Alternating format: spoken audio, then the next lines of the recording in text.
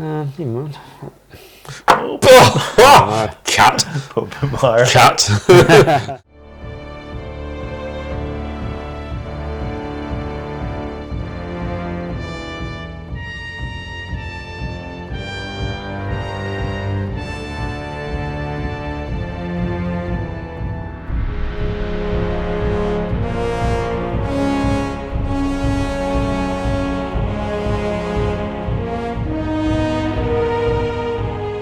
Hey everyone, and welcome back to the Two Barbarians. I'm Wade. I'm Lee. And I'm Cy. Back again. We've still got our groupie here for our last episode of our Thundercats. Thundercats. I don't want to leave. We're wrapping up. Now, we've got a bit... Confession time, right? Bit of a confession, right? There's an elephant in the room, and... He's wearing a Green Lantern.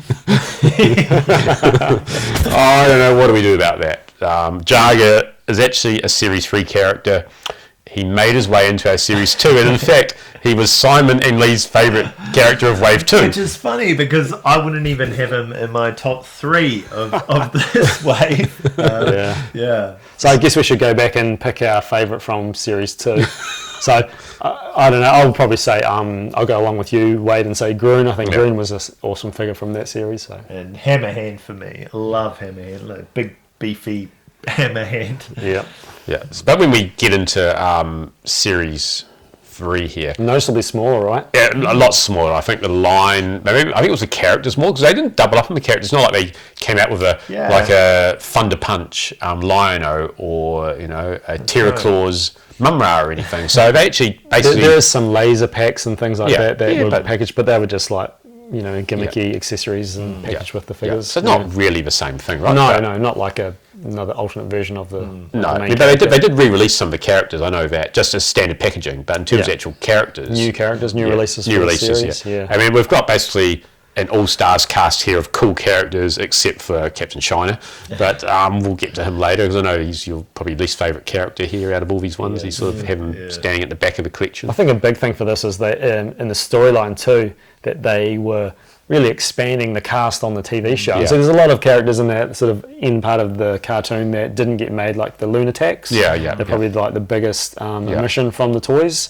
But we definitely got the 3 new editions of Thundercats, which is kind of weird because it started out as them being refugees from a destroyed planet. And we just magically managed to find a few 3 at the same time. Yeah, that's quite fun. And I guess we start with the Thundercats themselves. For Jaga, go back to episode 2 and watch our special cut on that. Exactly. For talking about that. But, most notably, right, is that this is Jaga when he was alive. And by the time we get to this stage, he's well and truly dead. He's long gone. By the time you get to Bengali and Linkso and Pumira, I guess Pumira. I admire Pumira. But I don't know. I mean, only the Thundercats know themselves how to pronounce their names. But maybe the show. Or people who watch the show.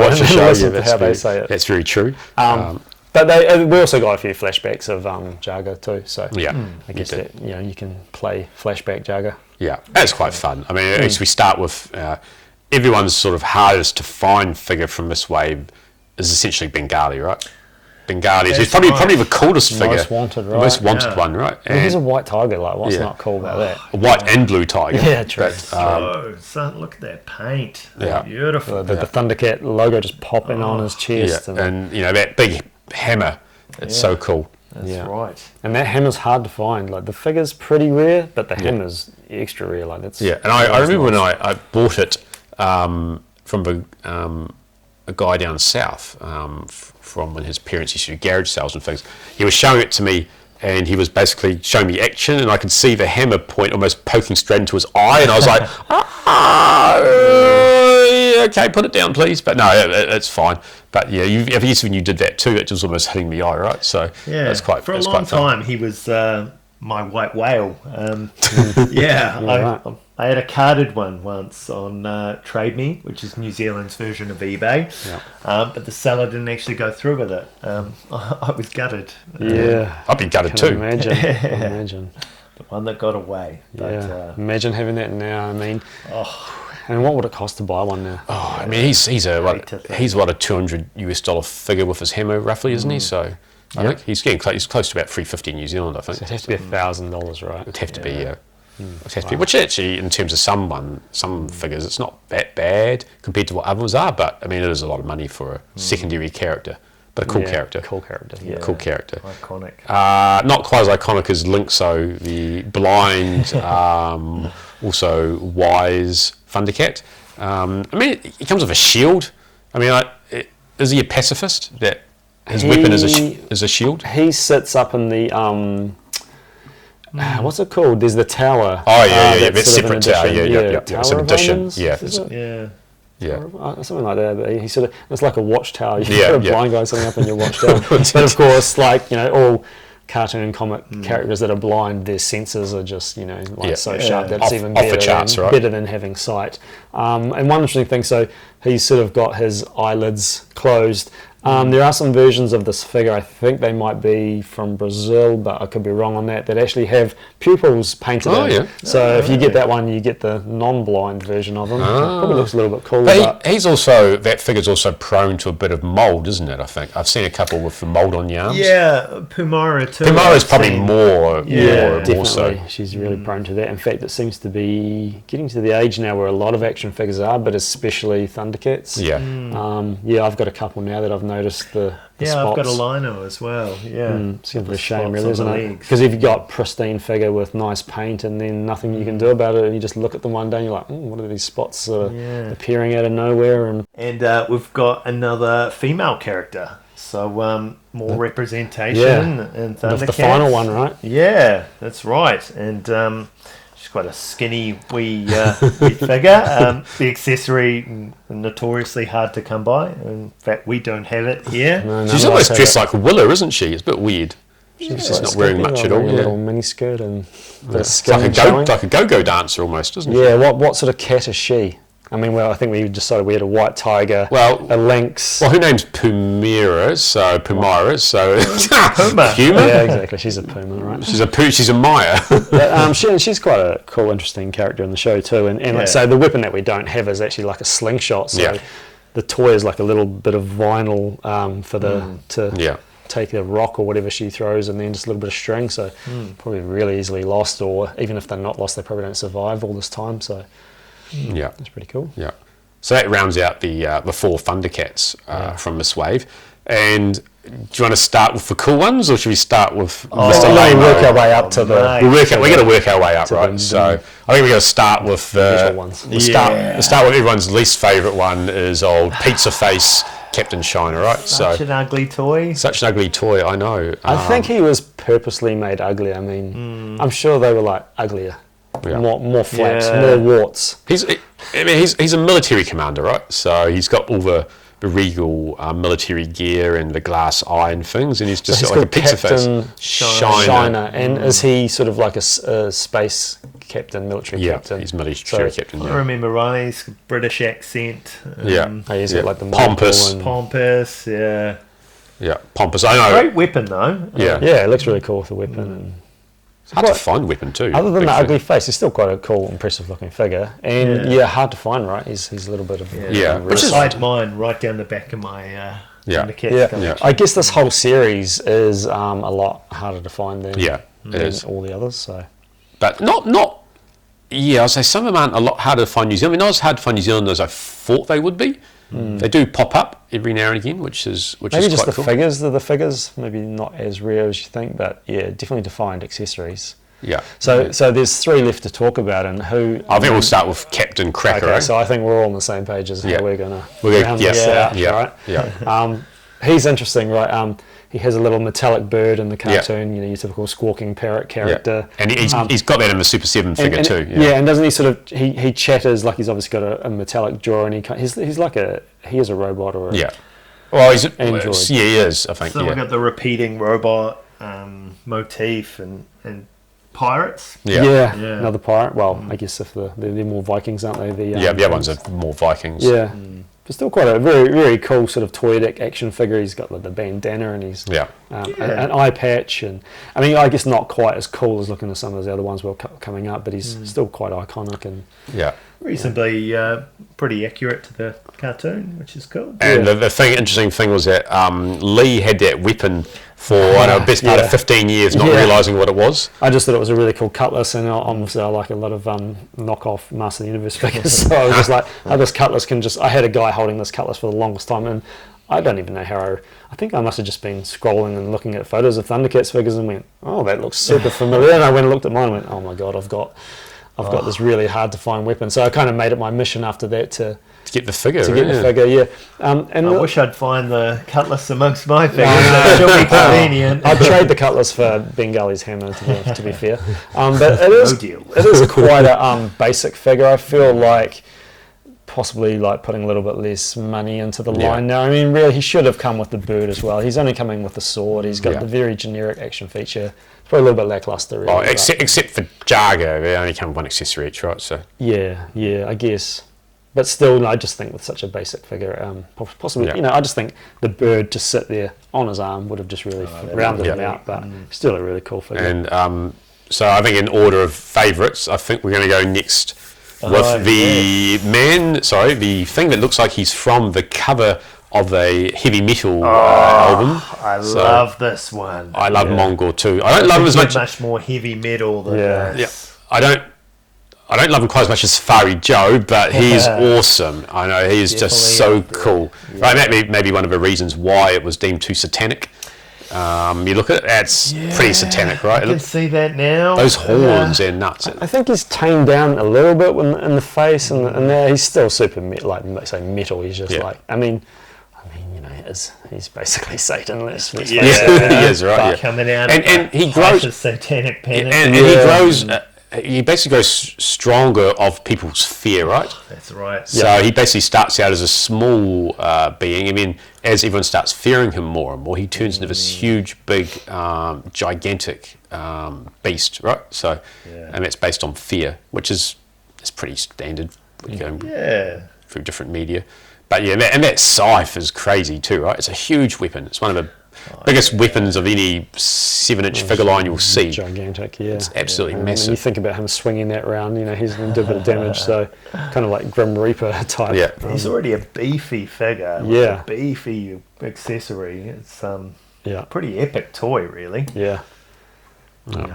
And moving on to our favourite figure, we've got Craven the Hunter. Well, actually, no, it's Safari Joe, who is a big game hunter that basically just, for the thrill of the hunt, goes around capturing different animals and beasts across the galaxy, and then he has his eyes set on the Thundercats. So before the Predator, there was Safari Joe. There was Safari Joe, yep. That's very true.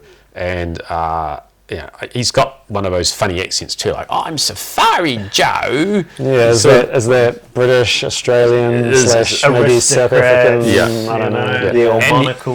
And it's a shame they didn't also put out his little robot companion too, which goes around with him. Mule. Mule, that's it. You're exactly right. I know at Super 7 have got one coming out soon with their Safari Joe. Yeah. And it would be really cool if that comes out. But that weapon of his is also hard to find, and it's multifunctional in the cartoon, so you can basically turn it around to do different things and shoot nets, shoot fire, multi-purpose. And he basically researches all the Thundercats, and he knows that Panther has a weakness for, I think which one's, is it Tiger that's got the weakness for fire? One of them has got a weakness for fire. And one of them doesn't like animals, or bats or something like that. But he finds out whatever your weakness is, and he really hones in on it and goes after them that way. Yeah. And defeated by Snarf of all things. Oh, so Snarf kicks a bucket kicks a bucket into Safari Joe when he's hunting Lino, and then Lino takes him off guard. Lino catches him by surprise, and one of the favourite morals at the end of the Thundercat story for me was, Snarf says, and in the end, Lino, it turns out he was just a coward. And then Lino's wise words are, for a teenager trapped in a man's body, he says, all bullies are Snarf. All bullies are cowards. So all bullies are cowards. There you go. Thanks, Snarf. Yeah, we learned a lot from that episode. Now we know. Knowing is half the battle. Right. It's always wrong toy line, Simon. Oh, whoops. You get back to that G.I. Joe corner. But great figure, right? It's fantastic. Just the little touches, the blue gloves, just really like Just something about just it. really captures the character's Yeah. essence. Perfect, right? Yeah, I mean, there's not that many characters that wear safari outfits, right? And across any toy line, so... Yeah. And having the gun, right? I don't have the gun on mine. I wish I did. I mean, obviously, and in the current time, I mean, big game hunters are often now being vilified, right? So it's just generally deemed, when animals are close to extinction and things. It's just very topical. So we won't get into that in this YouTube episode because that will open up another can of worms. But that was back then. Safari Joe was actually a villain, so not personified to be a hero or anything. But yeah, that's basically our take on the Series 3. So that wraps it up. So I guess they never, there was nothing after this. What a good toy line. I know, it is actually really cool. And love to actually put them all together on the table and get them all out. In fact, get all the vehicles out. And so there's quite a thorough toy line, right? Like with vehicles, there's a lot of vehicles. There's a few play sets. One that seems to be really hard, I've never seen one in person, is the Cat's Lair. I don't know how many people in New Zealand own a Cat's Lair. Surprisingly, like maybe they're just rare because we see all sorts. Like I own an Eternia, and you've got a USS Flag, and there's some big play sets that have been brought into this country, but I don't know. I don't think it was ever sold here. I've never seen one. I certainly don't remember it. No, so if you've got one, even if you're not from New Zealand, if you've just got one, I'd just love to know what it's like. Is it a great play set? Would it be worth us, us Thundercats fans, biting the bullet and bringing one all the way down here? I mean, I'd love to see one. I think one of you guys should for the next visit. Speaking of the Super 7, I mean, Wade's got one that's like giant sized. Yeah, he can sleep in it. If you could put these figures in, it would still look cool, right? So. Yeah. You probably don't need the vintage with the one that you have, but yeah. And of course, Mumra's the tomb. That's a really cool playset too. I've never seen that in person either, though. No, it has like the little transforming gimmick, doesn't it? Where you put in the Mumra and you spin it and out pops for big. Yeah. So that would be a cool Mumra be villain. I've got the miniature version. Much that's more affordable, and that's quite a nifty little thing too. That's cool. It doesn't take up as much space either, right? Exactly. Yeah, and that's what we just mentioned briefly, but there's the miniatures by LJN, and you've got quite a few of those. I don't have very many myself. And I'm a huge fan of that line. Missing just a couple. Have you got Snow Meow? No, I don't have that one, and I need Raytaro. But don't you have that really awesome playset, which is the armory with the sort of omens? That's right. I love that the one. Eye of Thundera. It's got a little trap. But I always wanted that little belt. You could transport the minute. I want to rock that in the next. You might have to pick that up overseas, mate. They went quite thorough with the miniatures, right? So they say it's Snow Meow, and there is a Thunder Tank, but I think it's a foreign exclusive. There's a Cat's Lair, and there's a lot of characters they didn't make. So there's actually like a reptilian as opposed to not as well as Slife. Like a mutant. One of his followers. What you'd see maybe in their first episode. But, there's a whole load of them, right? There's a whole load of all of the different ones. So. So I think maybe for the Series 1, I don't know if it went into Series 2, but they definitely did quite a few of the miniatures. And those weapons, wow, they're super hard to find, right? Teeny tiny. I don't even try. No, I'm lucky just to have Lino, but the reason I bought him is because he came with the sword, and I'm like, my Lino's got the sword, and my Mumra's got the little dagger. That's enough for me. That's enough. The two main guys, right? So anyway, thank you, Simon, for this trilogy of Thundercats episodes. Thanks for having me on, boys. We feel like quite often we're talking to you down the camera, and it's nice to have you here beside us to film a few episodes and get some Thundercats off our chest. Well, hopefully I get another Thundercat tomorrow, right? That's right. We hope you get Ram. Look, if this video gets, let's say, 100 likes, and Simon is going to fly all the way back down to Christchurch and film some more episodes with us. Wouldn't that be great? Oh, sounds good. So hit that like button. And the subscribe. And I'll see you again soon. All right. Ciao, ciao. Bye.